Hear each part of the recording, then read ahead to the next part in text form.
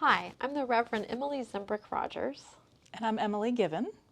And we are so excited to talk today about baptism.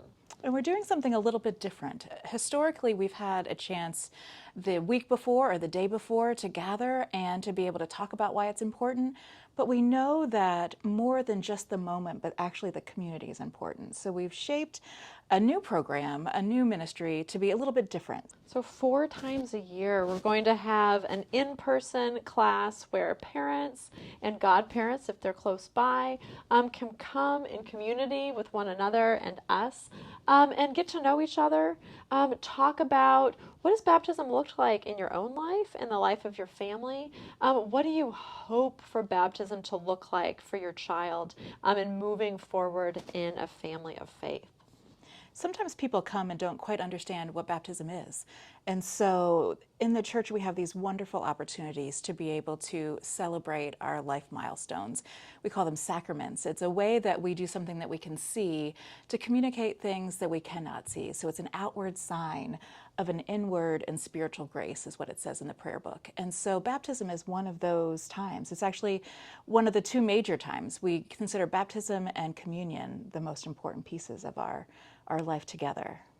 And baptism sort of welcomes us into God's family, and then the Eucharist or communion is where we share in God's blessing at Jesus' table. Mm-hmm. So we're really excited about what this is going to look like.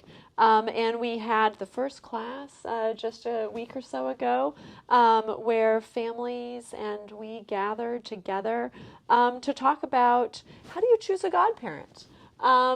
How do you make these baptismal promises for yourself and for your children that you're baptizing?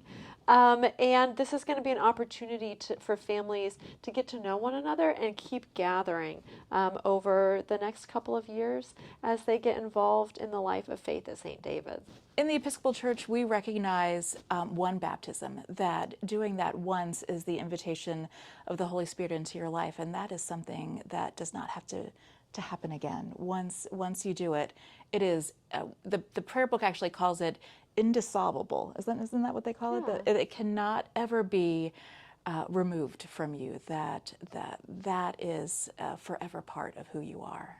But there's opportunities too if you want to go deeper as a young person, mm-hmm. as an adult, into other rites called confirmation, mm-hmm. or reaffirmation, yep. rededication, opportunities to go deeper in your faith.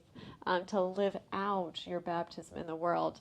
And that's why at every single baptism, the whole gathered community reaffirms our baptismal covenant. Mm-hmm. We all together remember, even if we were too small to remember the day, we remember baptism each time we welcome a new person into the church through baptism. So if you're interested in learning more, there is a section for baptism on our website. Also, feel free to reach out to any of us. We would love to talk to you about that.